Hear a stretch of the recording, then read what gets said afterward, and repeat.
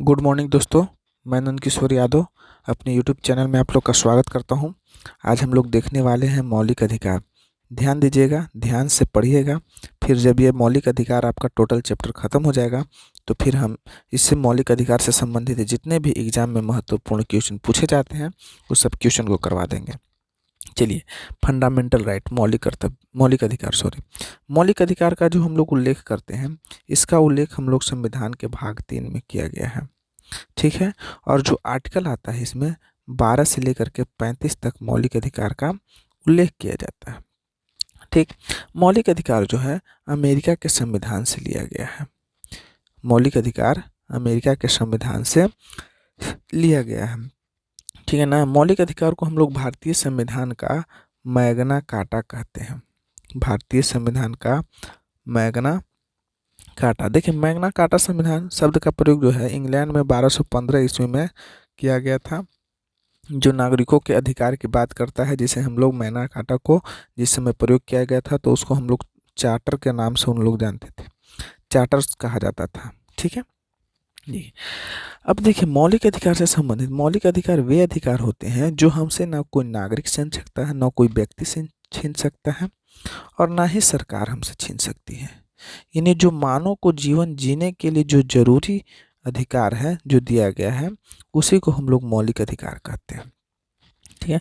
ये हमसे ना सरकार से छीन सकता है और ना ही कोई व्यक्ति छीन सकता है।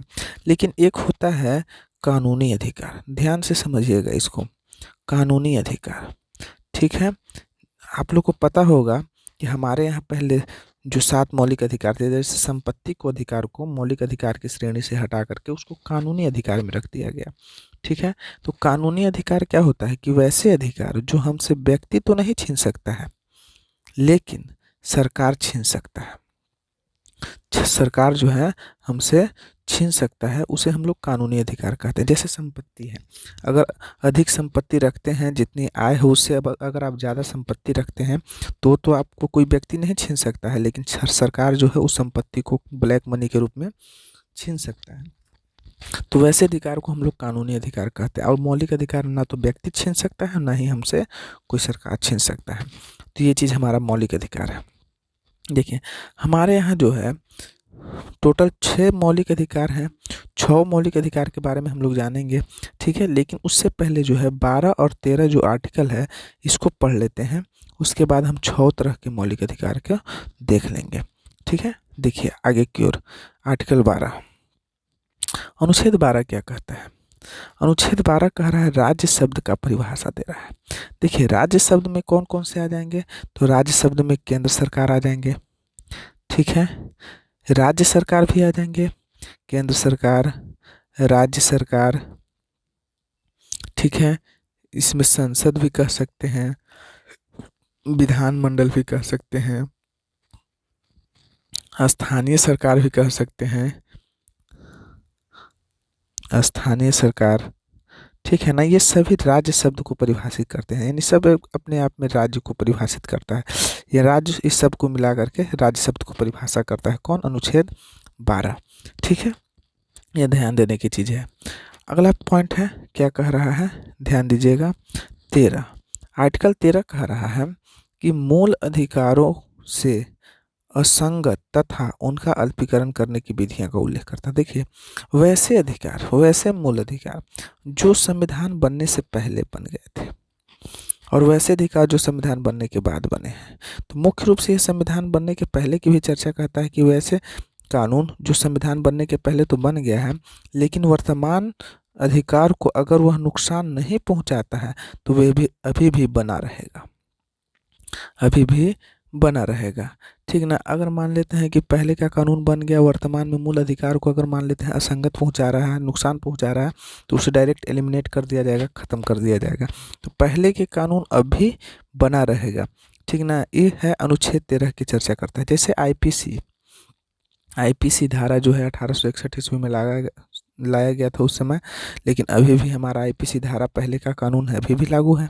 ठीक है। तो इस प्रकार से कहता है कि संविधान बनने के पहले के कानून भी अभी भी बने रहेंगे यदि वह वर्तमान जो अधिकार है उसको नुकसान या न पहुंचाता हो। यह अनुच्छेद 13 कहता है।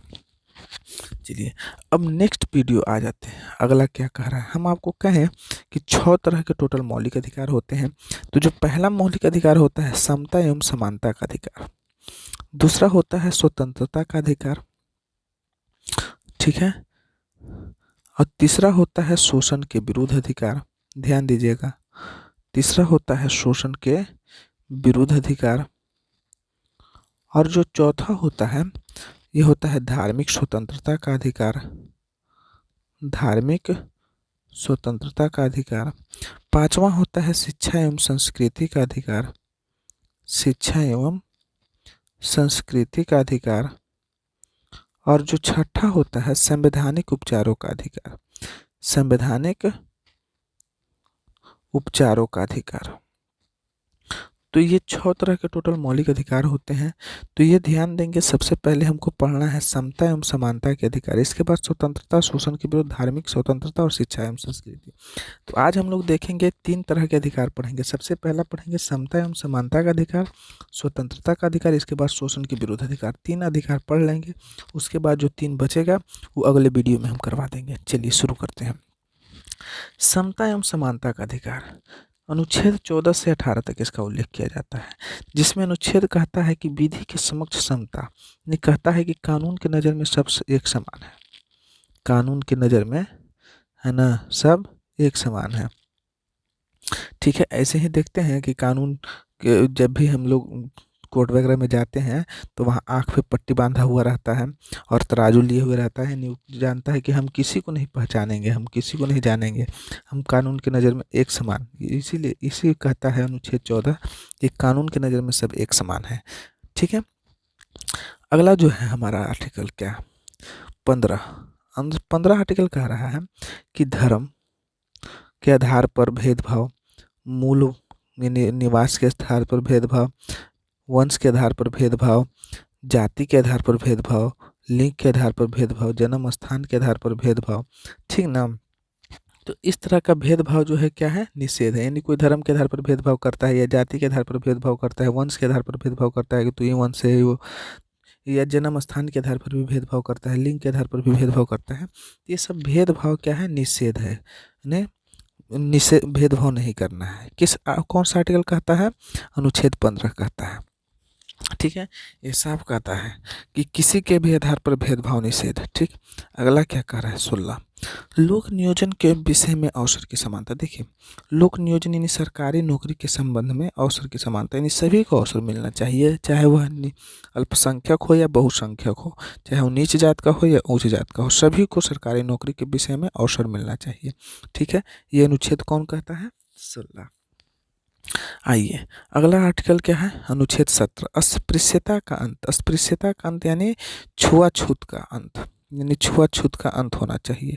अभी भी हमारे समाज में छुआछूत जैसे परंपरा मौजूद है, तो उस तरह के छुआछूत को क्या करना चाहिए, अंत हो जाना चाहिए। ठीक है, यह अनुच्छेद कौन कहता है, संविधान का अनुच्छेद 17 कहता है। चलिए 18 अनुच्छेद क्या कह रहा है, उपाधियों का अंत। देखिए, जब भारत आज़ाद नहीं था तो उस समय भी लोग बहुत सारे उपाधि रखते थे, जैसे राय बहादुर की उपाधि, महात्मा गांधी और रविन्द्रनाथ टैगोर को नाइटहुड या बहुत तरह की उपाधि उन लोग को मिली हुई थी, केसरे हिंद, इस तरह की उपाधि मिली हुई थी। तो इस जितनी भी उपाधियां हैं तो इस सभी उपाधियों के अंत होना चाहिए। चाहे प्राचीन भारत में पढ़ेंगे तो चंद्रगुप्त द्वितीय को विक्रमादित्य की उपाधि मिली थी, कोई सुल्तान की उपाधि ग्रहण किया था। तो इस तरह की जो जितने भी उपाधियां हैं वो सभी, अब कोई व्यक्ति इस तरह की उपाधि नहीं रख सकता है, यानी उपाधियों के अंत के बारे में कहता है। लेकिन शुरू में सवाल उठा था कि जैसे मान लेते हैं भारत रत्न, और जैसे भारत रत्न, परमवीर चक्र, जैसे ये सब जो उपाधि है तो इसे कहा गया, इस पर जब केस लगाया गया तो कहा गया कि जो भारत रत्न है या जो भी चीज़ है, परमवीर चक्र, जो भी है उपाधि नहीं है, एक तरह का सम्मान है ना। भारत रत्न ये सब क्या है, सम्मान है, यह उपाधि नहीं है ना। इसको आप इस सम्मान को ले सकते हैं, लेकिन उपाधि के रूप में अगर आप नाम के साथ इसको जोड़ेंगे तो ये आपको गलत हो जाएगा। ठीक है, तो उपाधियों का अंत। और एजुकेशन के मामले में आप उपाधि लगा सकते हैं, इससे आपकी कोई पर्सनैलिटी को नहीं दर्शाता है, ये एजुकेशन को दर्शाता है। जैसे मान लेते हैं कोई डॉक्टर है तो डॉक्टर लिख सकता है, डॉक्टर राजेंद्र प्रसाद, जैसे हो गए। कोई भी आदमी जो अपने एजुकेशन के हिसाब से अपना उपाधि लगा सकता है। यानी जैसे कोई मान लेते हैं सेना में मेजर है तो मेजर रणवीर सिंह, या मेजर और भी तरह तरह की बात है, ठीक है, या मजिस्ट्रेट, इस तरह का पहले लोग लगाते हैं। तो ये चीज़ शिक्षा के क्षेत्र में या और भी इस तरह के क्षेत्र में लग सकता है ना। लेकिन और भी जो पर्सनल अथी हैं व्यक्ति हैं वो उपाधि नहीं ले सकते हैं, ठीक है। तो इस तरह से उपाधियों का अंत की चर्चा करता है अनुच्छेद 18। चलिए, तो ये हो गया समता एवं समानता का अधिकार, 14 से 18 तक उल्लेख करता है ना, ये क्लियर हो गया। अब आइए स्वतंत्रता का अधिकार। स्वतंत्रता का अधिकार है आपका अनुच्छेद 19 से 22 तक में उसका उल्लेख किया जाता है, ठीक है। स्वतंत्रता के अधिकार 19 से 22 तक में इसका उल्लेख किया जाता है, जिसमें 6 तरह की सुरक्षा दी गई है। पहले एक संपत्ति का था, उसको हटा दिया गया, ठीक है। तो लेकिन पहले 7 था, है ना, 19 के अंतर्गत 7 स्वतंत्रता मिला था, लेकिन वर्तमान में 6 स्वतंत्रता है। क्या है? तो सबसे पहले अनुच्छेद 19 का क, देखिए कैसे याद रखिएगा, ये तीनों कर करके याद करने का हम तरीका बता रहे हैं। जैसे 19 का क ख होगा, देखिए सबसे पहले आपको बोलने की स्वतंत्रता मिला। तो मान लेते हैं कि आप बोलने से क्या हुआ कि बहुत सारे लोग को संबोधित किए तो सभा करने की स्वतंत्रता आपको मिल गया, बहुत सारे लोगों को बोल के एकत्रित किए। तो 19 का जो ख है वह सभा करने की स्वतंत्रता देता है, ठीक है। जब आप बोले सब लोग इम्प्रेस हुए तो सब लोग को सभा में बुलाएं, सब लोग एकत्रित हो गए तो सभा की करने की स्वतंत्रता मिल गया। अब जब सभा में सबको सबसे इम्प्रेस कर लें तो संघ बना लिए एक तरह का। तो सबसे पहले बोलने की स्वतंत्रता, जब बोले तो सब लोग एकत्रित हो गए तो सभा हो गया, तो सभा करने की स्वतंत्रता हो गया 19 का ख। और ग क्या कह रहा है कि जब सब लोग एकत्रित हो गए, सबको अपने बस में कर लिए तो एक संघ बना दिए, यानी संघ करने की स्वतंत्रता। तो क ख ग ये तीनों आपका कंप्लीट हो गया। यानी स्वतंत्रता, बोलने की स्वतंत्रता, सभा करने की स्वतंत्रता, हथियार रहित सभा करना है, और संघ बनाने की स्वतंत्रता, ठीक है। ये तीनों याद हो गया। अगला 3 को देखिए, ठीक ना। घ अंग और छ, च जो है संपत्ति का अधिकार था इसलिए उसको हटा दिया गया। घ क्या कह रहा है, देश के किसी भी क्षेत्र में आवागमन की स्वतंत्रता। देखिए, तो मान लेते हैं कि किसी भी क्षेत्र में गए, तो वह क्षेत्र गए आपको बहुत बढ़िया लगा तो आप वहाँ पे रहना शुरू कर दिए। यानी अंग कहता है कि किसी भी क्षेत्र में निवास करने की स्वतंत्रता या बसने की स्वतंत्रता अंग कहता है। अब देखिए छ क्या कह रहा है कि मान लेते निवास कर लिए तो वहाँ रहने के लिए, जीवन यापन करने के लिए, व्यवसाय या व्यापार करना होगा, है ना। तो उसके लिए छ कहता है किसी भी देश के क्षेत्र में आजीविका के लिए व्यापार करने की स्वतंत्रता देता है। कौन? अनुच्छेद 6, ठीक है। तो तीनों याद हो गया, है ना, ये भी याद हो गया। घ अंग उच्छा क्या कहता है, आवागमन की स्वतंत्रता, निवास करने की स्वतंत्रता, या जीविका के लिए व्यापार या व्यवसाय करने की स्वतंत्रता। ये तीनों क्या कह रहा है, बोलने की स्वतंत्रता, जब बोल लिए तो सभा करने की स्वतंत्रता मिल जाएगा, और सभा जब कर लिए तो संघ बनाने की स्वतंत्रता मिल जाएगा, ठीक है। तो इस प्रकार से ये आपका अनुच्छेद 19 खत्म हो गया। अनुच्छेद देखिए 20 क्या कह रहा है, अपराध के लिए दो संधि के संबंध में संरक्षण। देखिए अपराध, मान लेते हैं अगर कोई आप अपराध किए हैं, ठीक है, तो अपराध किए हैं, तो अगर आप अपराधी हैं तो आपको अपराधी मान लिया गया, ठीक है। तो आप जो है, आपको कोई ज़बरदस्ती गवाही के लिए बाध्य नहीं कर सकता है, ज़बरदस्ती गवाही के लिए बाध्य नहीं कर सकता है। बहुत सारे मूवी में देखते होंगे कि ज़बरदस्ती गवाही करवाया जाता है, पीट पीट करके ना गवाह कबूल करो। तो इस तरह का जो है आपको ज़बरदस्ती गवाही के लिए प्रेस नहीं किया जाता है, अनुच्छेद 20 कहता है। आप अपराध किए हैं तो अपराध के लिए एक ही बार, एक अपराध के लिए एक ही बार का सज़ा मिलेगा, कोई जातीय दुश्मनी निकाल करके 2 बार सज़ा नहीं दे सकता है, ठीक है। तो एक बार अपराध किए हैं तो उसके लिए एक ही बार का सज़ा मिलेगा, है ना। और क्या मिलता है कि मान लेते हैं कि कोई भी आप अपराध किए हैं तो वर्तमान कानून के तहत, यानी जिस समय आप अपराध किए थे तो उस समय जो कानून था, बाद में मान लेते हैं कानून चेंज हो गया, लेकिन उस समय जो कानून था उसी कानून के तहत आपको सज़ा मिलेगा। तो ये अपराध के लिए दो सिद्धि के संबंध में 3 तरह का अथी देता है, ठीक है, कि एक बार अपराध करने के लिए एक ही बार सज़ा मिलेगा, कोई ज़बरदस्ती गवाही के लिए आपको बाध्य नहीं कर सकता है ना, और वर्तमान कानून के तहत सज़ा मिलेगा, ठीक है। ये आपको अनुच्छेद 20 समझ में आ गया। अगला देखिए, अगला वीडियो क्या कहा था अगला कह रहा है कि इस प्राण एवं दैहिक स्वतंत्रता, यानी आपको कोई जीवन जीने के लिए नहीं छीन सकता है। अगर कोई कह देगा कि पानी मत पियो, सांस मत लो, तो ये मेरा एकदम नेसेसरी है, प्राण एवं दैहिक स्वतंत्रता है, इससे हमको कोई नहीं छीन सकता है, ठीक ना। तो अनुच्छेद 21 यही कहता है कि जो एकदम जरूरी है वो हमसे कोई छीन नहीं सकता है। प्राण एवं दैहिक स्वतंत्रता हमको मिला हुआ है, जैसे सांस लेने की स्वतंत्रता, खाने पीने की स्वतंत्रता, चलने, ये चीज़ जो जरूरी है जीवन के लिए, उस चीज़ की जो स्वतंत्रता है, इसलिए हम कहते हैं उसको प्राण एवं दैहिक स्वतंत्रता। ठीक है। अनुच्छेद 21 के क में वही कहता है कि 6 से 14 वर्ष के जितने भी बच्चे हैं उन लोग को निःशुल्क एवं अनिवार्य शिक्षा उपलब्ध कराई जाए। ठीक है। कौन कहता है? अनुच्छेद 21 का क 6 से 14 वर्ष के बच्चों के लिए निःशुल्क एवं अनिवार्य शिक्षा उपलब्ध कराई जाए। इसे 86वां संविधान संशोधन 2002 ईस्वी में जोड़ा गया था। ठीक है ना, ये बहुत इंपॉर्टेंट है, याद रखिएगा। चलिए अगला आ जाता है 22। कुछ दशाओं में गिरफ्तारी के लिए निरोध। देखिए, अगर मान लेते हैं आपको गिरफ्तार कर लिया गया, तो गिरफ्तार के लिए भी संरक्षण आपको मिला हुआ है कि मान लेते हैं प्रशासन आपको गिरफ्तार करके ले जा रहा है, तो आप उससे पूछ सकते हैं कि आप हमको किस जुर्म में गिरफ्तार कर रहे हैं। ठीक है।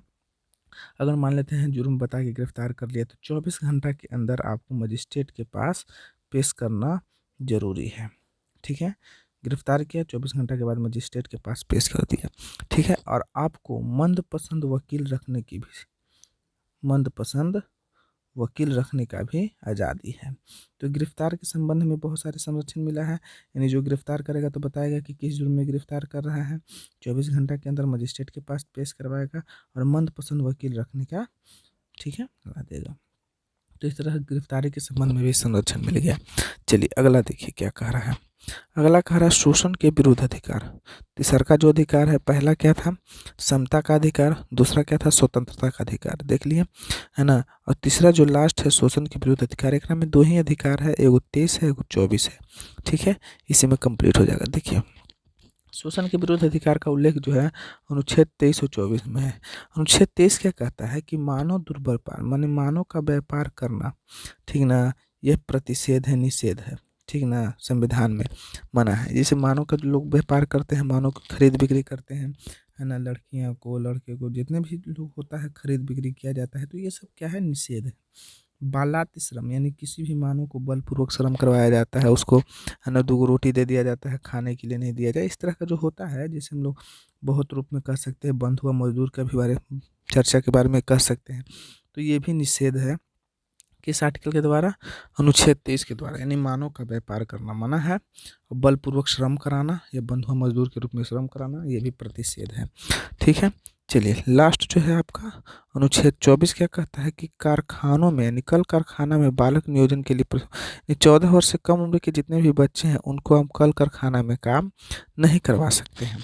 ठीक है, उनको उस समय पढ़ने की उम्र होता है। ठीक है ना, इसलिए कहा गया है अनुच्छेद 21 का जो क है वह कहता है साफ कि 6 से 14 वर्ष के बच्चों को लिए निःशुल्क एवं अनिवार्य शिक्षा उपलब्ध कराई जाए। यानी 14 वर्ष से कम उम्र के बच्चों को आप कारखाना में काम नहीं करवा सकते हैं, यह निषेध है। ठीक, तो 23 भी समझ में आया, 24 भी समझ में आया। 23 कहता है मानव दुर्व्यापार बलात् श्रम के बारे में चर्चा करता है, 24 कहता है कारखाना में बालकों से आप 14 वर्ष से कम उम्र के बच्चों को काम नहीं करवा सकते। ठीक है, तो ये आपका 3 मौलिक अधिकार खत्म हो गया। अगली बार 3 मौलिक अधिकार और पढ़ाएंगे, जिसमें आपका टोटल मौलिक अधिकार खत्म हो जाएगा, है ना। और फिर उसके बाद अगले वीडियो में हम मौलिक अधिकार से संबंधित क्वेश्चन करवा देंगे। थैंक यू फॉर वाचिंग, देखने के लिए धन्यवाद। लाइक शेयर एंड सब्सक्राइब अवश्य करें, वीडियो पसंद आए तो। जय हिंद।